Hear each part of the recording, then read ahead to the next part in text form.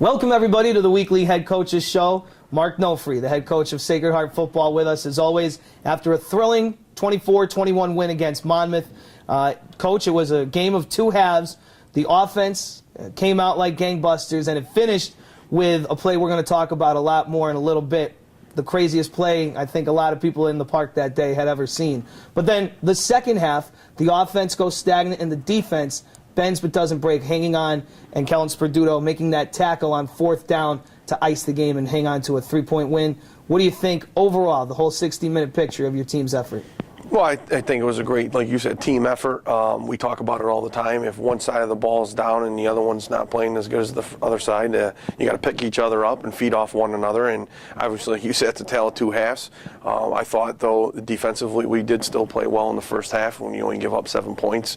And again, the offense came out like gangbusters and was moving the ball and got us 24 points quick, which is always good. And it allowed your defense to play a little bit more relaxed and fast and downhill and not play under so much pressure. So again, it was a great team effort. It was a tale of two halves, but again, it was a team effort, and I really, like the fact that they came together and they won as one. And another note I thought was very important about your offense was because Shada Spence didn't have one of his patented great games. He didn't rush for 100+ yards, didn't light up the stat sheet, and he looked a little banged up. But other guys stepped up when you needed to, and they made some big plays. Yeah, people were asking us after the game, is Kashada's okay? And he is. He got a little nicked up with his ankle, but he's fine. He'll be back to practice again tomorrow. And again, it was one of his best days. But you got other kids that can step up. Sean Bell came in. Again, he's not a back that you want to not count for. I mean, he had some big games for us this year.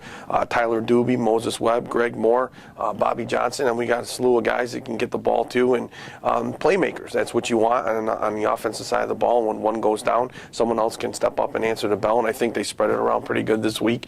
And don't forget, RJ's still a threat to run the ball as well, and has been doing a great job running the offense for us this year. Talk about playmakers, and we have to talk about the play. Moses Webb showing resiliency, tenacity, not giving up on the play. One of the craziest plays we've ever seen. It proves to be the game-winning touchdown, and let's get your thoughts on it. But real quick, let's take a look at, once again, this incredible play by Moses Webb. Keeping the ball. Tubi's wide to the left, 3rd and 5. Noel throws, complete to Moses Webb over the middle, and then he lost the ball. It's a live ball, and it's recovered by Monmouth. Dropped and picked up by Osukula, and then he lost the ball, and the Pioneers recover, and it's justice for Moses Webb, who dropped it, fumbled, recovered, and scores with less than...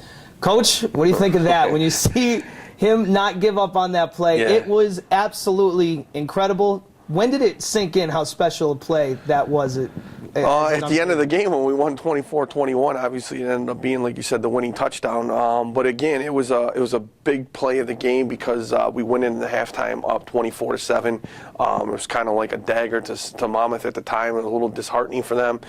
Gives you the momentum going in at halftime, and it really makes a statement for our team. And when I talked about it at halftime, that play there represents who we are and what we are as a team. We're a team of resilient. We don't give up. We continue to fight, and that's what we've been preaching in the offseason and this year. It represents Sacred Heart football and what we've done all year and the type of kids that we have in this program, and kids that don't stop.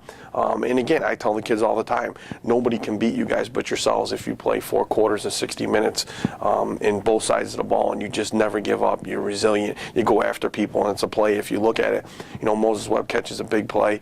Looks like he's going to go in for a score. Gets the ball stripped out of his hands, and he has to get up off the ground and go after the play, make the tackle, and you see him physically ripping at the ball, like, give me that back, that's mine.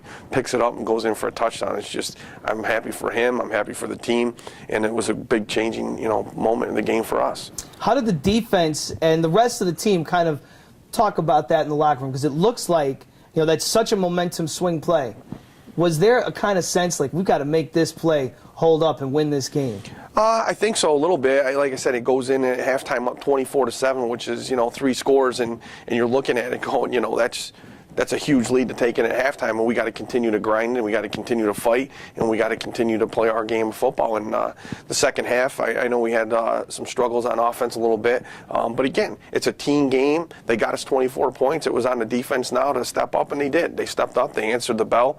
We had a couple fourth down stops. And at the end there, Kellen Sperduto made a great play on fourth down on a screenplay, tackle for loss that gave us the ball back, and we were able to run out the clock. So it was a huge momentum change. It was a huge statement saying who we are and how we've been playing, and it represents to me what type of kid we have here and what we've been teaching in the offseason. Well, it sets us up for a wild finish to the season. After your 8th win in this non-conference game, you go into next week with a game that means everything. Duquesne coming to town here at Campus Field against Sacred Heart.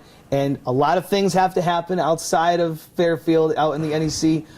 But you are in control of the fate that you are going to have going into next week. It sets up Robert Morris the week after. But this game is about as big a game as I could think of in some time here at Sacred Heart. Yeah. How excited are you guys for that? Well, the kids started talking about it on Saturday after the game. We were walking off the field, and anytime you can put yourself in a position to play the last 2 games of the season that mean something for an NEC championship, that's what you all work for. The 9 months out of the year that you're not playing.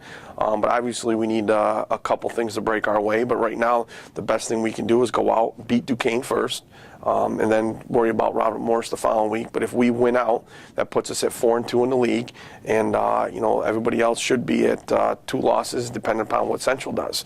Right now they have 1 loss, but Robert Morris and Duquesne would have 1 loss right now, and if we beat both of them, they'd have 2 losses. So we need some help from other schools to beat Central, and then we have to take care of business ourselves this Saturday. And my biggest concern is, making sure we're locked in Duquesne. We play our best football, and hopefully we get a lot of support from the students and the faculty and the staff here to come out and see the Pioneers play. I mean, this is what they worked for, and I couldn't be happier for these guys to be playing this late in November for something that means something. It's going to be a great day in Sacred Heart Athletics. You have that game. It's senior day to honor your class of 2014. And, there's also that basketball game between Sacred Heart and Fairfield later that night. Next Saturday is going to be a wild day for Sacred Heart Athletics. So go get them this week, and I can't wait for Saturday. Thank you. Appreciate it. All right, Coach Mark Nofri, head coach, as always, with us every week. Once again, Saturday at Campus Field, Duquesne and Sacred Heart in a game that means everything.